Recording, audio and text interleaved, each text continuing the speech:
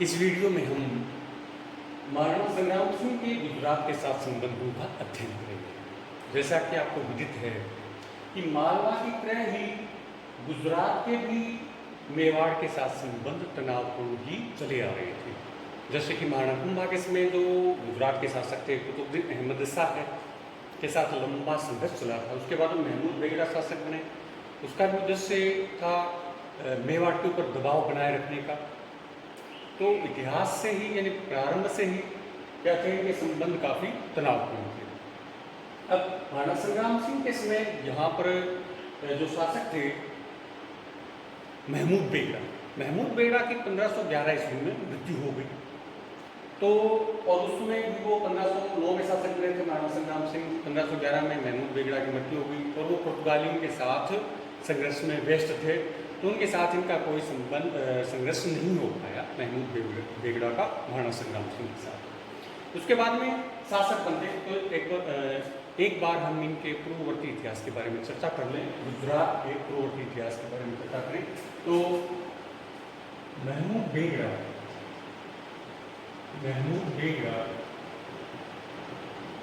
1511 ईस्वी में इनका अंत हो गया था और इनके साथ कोई प्रत्यक्ष संघर्ष नहीं हुआ किसका, महाराणा संग्राम सिंह का। उसकी मृत्यु के बाद में शासक बनते हैं अगले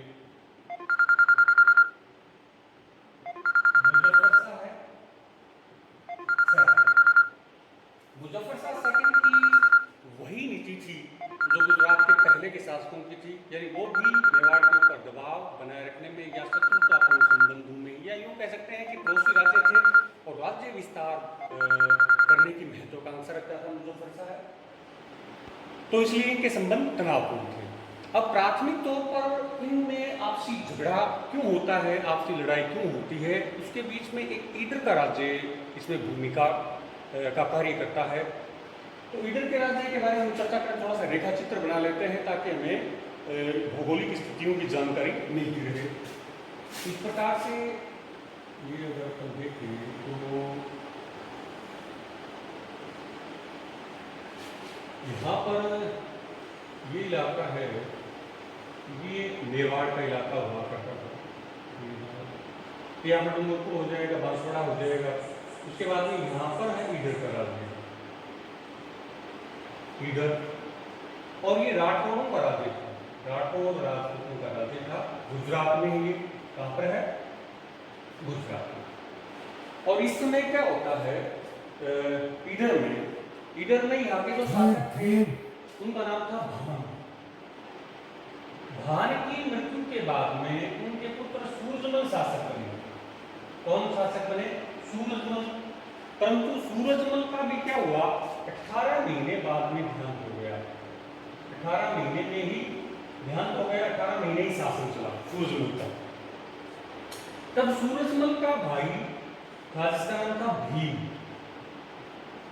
वह शासक बन गया। यानी सूरजमल के 18 महीने में मृत्यु के बाद में भीम शासक क्यों बना, कि सूरजमल का जो लड़का था रायमल वह अल्पवयस था, यानी वह शासक बनने में अभी समर्थ नहीं था, अल्पवयस कम आयु थी उनकी, अतः भीम शासक बन गया।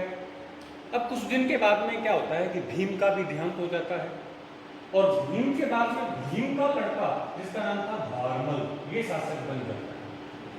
अब देखिए क्या घटित होता है, यानी ईडर के प्रश्न को लेकर गुजरात के साथ संबंध बिगड़ते हैं महाराणा संग्राम सिंह के। कैसे, हमने देखा कि भान की मृत्यु के बाद में सूरजमल शासक बना, लेकिन 18 महीने में देहांत हो गया। सूरजमल का भाई भीम शासक बना और भीम के देहांत के बाद में भीम का लड़का भारमल। तब तक रायमल वयस्क हो चुका था और उसने भारमल से अपना राज्य लौटाने की मांग की, लेकिन भारमल ने कोई ध्यान नहीं दिया। तब रायमल कहाँ जाता है मदद के लिए, तब रायमल जाता है मेवाड़ महाराणा संग्राम सिंह के पास सहायता के लिए, मेवाड़ी सेना की मदद के लिए। तब संग्राम सिंह ने देखा कि अपने दक्षिण पश्चिमी क्षेत्र में एक मजबूत मित्र राज्य स्थापित करने का या मित्र को राज्य में स्थापित करने का अच्छा अवसर आया और सेना सहित वह रायमल की मदद के लिए आया और भारमल को भगा दिया ईडर से और रायमल को राजा बना दिया कहाँ का, ईडर का। ईडर के बारे में पढ़ रहे हैं अपन, ईडर का राजा बना दिया किसको, रायमल। तब ये भारमल है, ये भाग करके जाता है कहाँ पर, गुजरात जाता है। गुजरात के शासक थे मुजफ्फर शाह सेकंड और उनसे सहायता की प्रार्थना करता है। तब मुजफ्फर शाह ने क्या किया, अपने अहमदनगर के सेना नायक, अहमदनगर का जो अमीर था उसका नाम था निजाम उल मुल्क,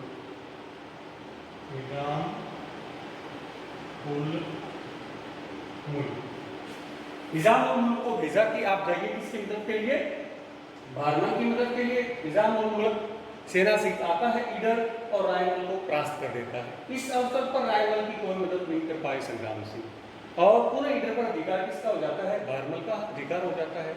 रायमल पुनः छापामार युद्ध करता रहा, आपस में झड़पें होती रही, परंतु जैसे ही निजाम उल मुल्क चला गया वापस, अहमदनगर लौट गया, गुजरात लौट गया, वैसे ही रायमल ने पुनः एक दिन अचानक आक्रमण किया ईडर के ऊपर और उसमें भारमल परास्त हो गया और रायमल की विजय हुई। इस प्रकार रायमल पुनः शासक हो गया। अब वही वैसा ही हुआ, भारमल पुनः कहाँ चला गया, मुजफ्फर शाह के पास चला गया, गुजरात चला गया। इस बार मुजफ्फर शाह ने सेना सहित ईडर की ओर प्रस्थान किया और रायमल को भगा दिया, कहाँ से, ईडर से।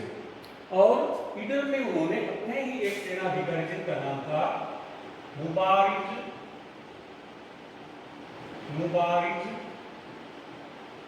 उल मुल्क को नियुक्त कर दिया। यानी मुबारिज उल मुल्क को कहाँ का शासक बना दिया, ईडर का प्रशासक बना दिया। किसने, मुजफ्फर शाह ने। और मुजफ्फर शाह ने ईडर से लौटने से पहले यहाँ पर नगर के द्वार के ऊपर एक जानवर को बांध दिया और उसका नाम सांगा कर दिया गया। ऐसा इतिहासकार बताते हैं, ऐसे जनश्रुतियाँ हैं। इसके बाद में यहाँ के जो मुबारिज उल मुल्क जो प्रशासक ने, उन्हें भी बताया जाता है कि महाराणा संग्राम सिंह के लिए कुछ अपशब्द कहे थे, परंतु जो मुख्य कारण था संग्राम सिंह का ईडर के ऊपर आक्रमण करने का, वो ये था कि वह अपने समर्थक रायमल की मदद करना अपना नैतिक दायित्व समझता था। तब मुबारिज उल मुल्क से ईडर का राज्य रायमल को दिलाने के लिए महाराणा संग्राम सिंह मेवाड़ से शासन प्रस्थान करते हैं। तो वो यहाँ से होते थे, यानी चित्तौड़ का इलाका है, यहाँ से होकर के सिरोही वाले इलाके में आते हैं। यहाँ के राजा से वार्षिक खराज जो बकाया था उसको वसूलते हैं। उसके बाद में वो यहाँ होकर के गुजरात के राजा तिरावल थे, उनको साथ लेकर के आगे बढ़े, यानी गुजरात की सेना भी उनके साथ हो गई। और उसी दौरान जो मारवाड़ के शासक थे यहाँ के गांगा, यानी गांगा ये विराटनगर थे, तो वो भी सेना सहित ईडर की मदद के लिए प्रस्थान करके इनकी सेना में शामिल हो गए। इनमें डूंगरपुर और मेवाड़ की सेना में कौन, राव गंगा। इनकी इतनी विशाल सेना का मुकाबला नहीं कर पाया ईडर में कौन, मुबारिज उल मुल्क, और वह भाग खड़ा हुआ। बताते हैं कि राजपूती सेना ने उसका मुकाबला पीछा किया, अहमदनगर पर भी अधिकार कर लिया, ऐसी जनश्रुतियाँ हैं। परंतु उनका मुख्य मकसद था ईडर पर अधिकार करना। संग्राम सिंह का ईडर पर अधिकार हो गया और उन्होंने रायमल को ईडर का शासक नियुक्त कर दिया। और तब इस घटना की जानकारी मिलती है मुजफ्फर शाह को गुजरात में, तब वह बड़ा क्रुद्ध होता है और इस अवसर पर उसने पुनः सैनिक अभियान भेजा अपने 2 सेना नायकों के नेतृत्व में, जिनमें से एक का नाम है मलिक एयाज और दूसरे का नाम था कीवा उल मुल्क। इस सेना ने क्या किया, गुजरात से दक्षिण पश्चिमी हिस्से से आक्रमण किया। सबसे पहले मोडेसा वाले इलाके में, मोडेसा भी गुजरात का ही एक स्थानीय नगर है वर्तमान में। और उसके बाद में 1521 ईस्वी में इन्होंने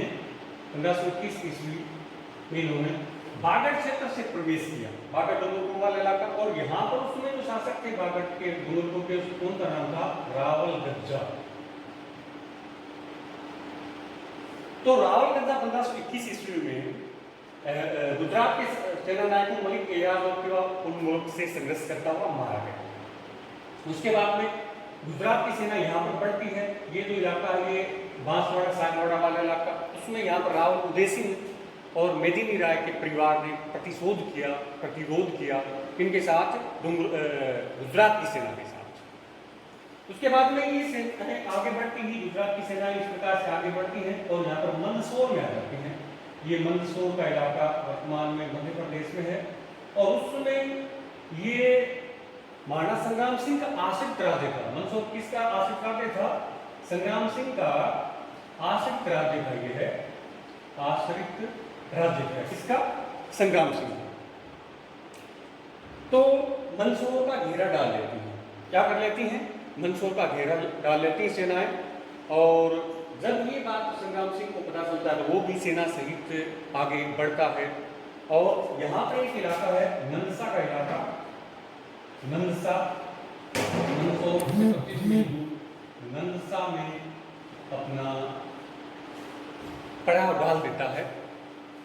दूसरी ओर मालवा में जो शासक थे महमूद खलजी, वो भी सेना सहित किसकी मदद के लिए आ जाते हैं? गुजरात की सेना सहित आ जाते हैं, गुजरात की सेना के लिए आ जाते हैं महमूद खलजी सैनिक। इस प्रकार से दोनों सेनाओं ने घेराबंदी की और उसमें तो मलिक एयाज की सेना ने क्या कर दिया था?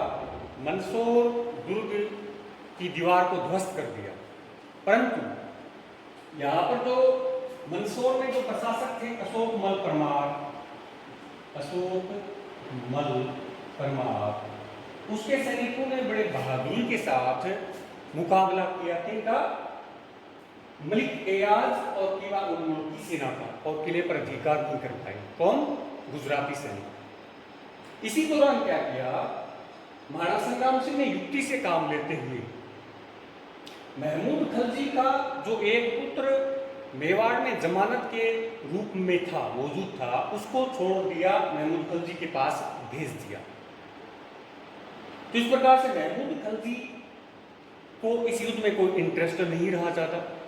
दूसरी ओर जो गुजरात के सेनानायक थे मलिक एयाज, इनका अपनी सेना के साथ तालमेल नहीं था और तालमेल के भाव में वो संपूर्ण शक्ति के साथ आगे नहीं बढ़ पा रहे थे। फिर इनको क्या हुआ? वापस लौटना पड़ा। इसमें जो राजपूती इतिहासकार हैं, वृत्तांत है, वो तो ये कहते हैं कि मलिक एयाज को घेरा उठा करके वापस जाना पड़ा और इस वजह से गुजरात के सुल्तान ने उनकी भर्त्सना की, उनकी आलोचना की।